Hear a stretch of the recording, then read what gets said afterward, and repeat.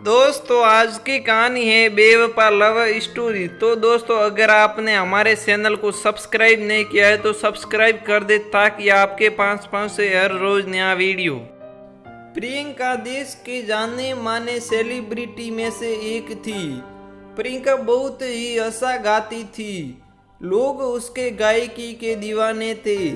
प्रियंका 23 साल की छोटी लड़की थी जो बहुत ही ज्यादा कामयाब थी।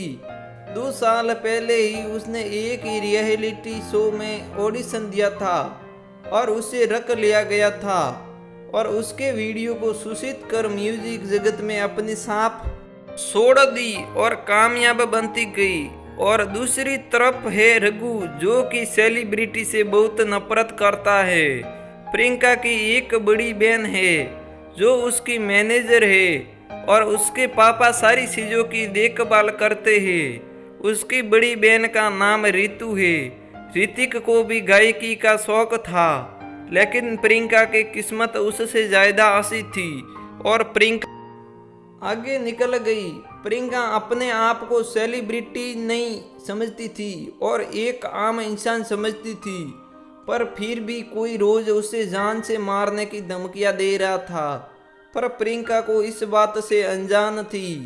एक दिन प्रियंका कैसी कंसर्ट में जा रही थी तो उसने उसकी बहन से कहा कि मुझे अभी के अभी टपरी वाली चाय पीनी है।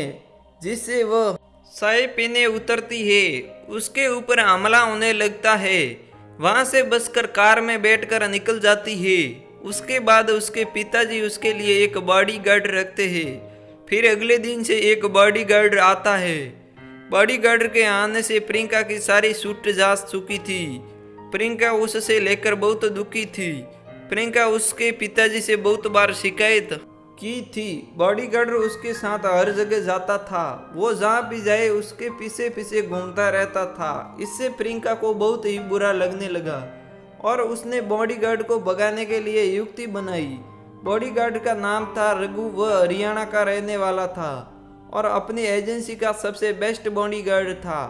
एक बार प्रियंका कहीं जा रही थी। रघु भी उसकी गाड़ी के पीछे पीछे चल रहा था तो एक कदम से प्रियंका ने गाड़ी रुकवाई और रघु को पानी लाने के लिए कहती है।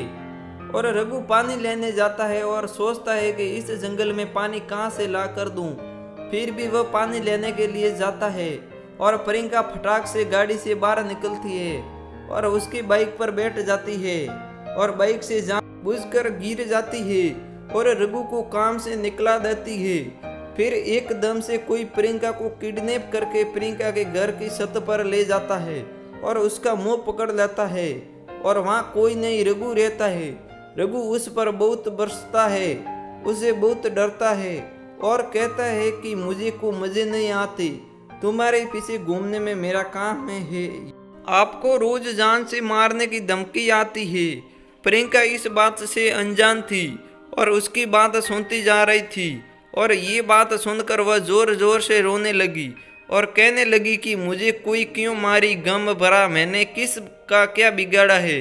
उसे देखकर रघु उसे चुप कराने लगता है और रघु के इस बर्ताव को देखकर प्रियंका बड़ी शर्मिंदा होती है और उसे माफी मांग लेती है और उसे फिर काम पर रख लेती है। फिर उस दिन प्रियंका का जन्मदिन आता है। घर के सभी लोग मंत्री जी के यहाँ पार्टी में जाने के लिए निकलते हैं, पर प्रियंका जाने से मना कर देती है।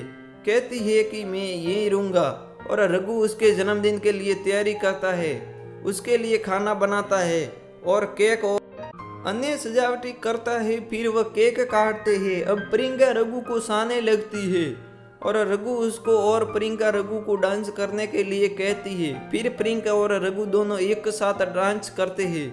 फिर उसके बाद प्रियंका जैसे ही ऊपर जाती है तो उसके चिल्लाने की आवाज़ आती है। उससे सुनकर रघु दौड़कर जाता है तो पता चलता है कि एक आदमी हमला कर रहा है। फिर उसके बाद रघु उसे बचाता है पर वह आदमी घर से दूर भाग जाता है और उसका फोन में छूट जाता है, पर उस पर रघु और प्रियंका गौर नहीं कर पाते। फिर उसके बाद रघु और प्रियंका तो फिर खोलकर देखते हैं जिसमें सीटी निकलती है। उसके हाथ की लिलावट और धमकिया के पत्थर की लिखावट बिल्कुल समान होती है। देखकर वह समझ जाता है और अपने लिखावट में माहिर दोस्त से पूछता है तो पता चलता है कि ये राइटिंग और किसी की नहीं, प्रियंका की बड़ी बहन रितु की है। रघु प्रियंका को रितु की सच्चाई बताता है पर वह नहीं मानती है और उसे भगा देती है और खूब होती है। फिर अगले दिन जब प्रियंका सोचकर उठती है तब फोन बजने लगता है। वह उसी हमलावर का था जिसने कल प्रियंका पर हमला किया था, जिसे वह फोन उठाती है।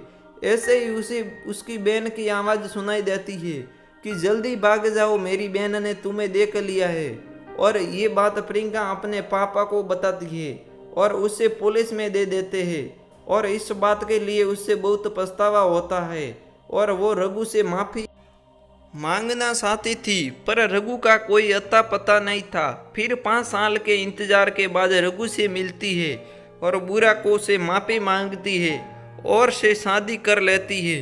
तो दोस्तों आज की कहानी पूरी हो गई है और आपको ये कहानी कैसी लगी अपने विचार को कमेंट में हमें ज़रूर बताएं।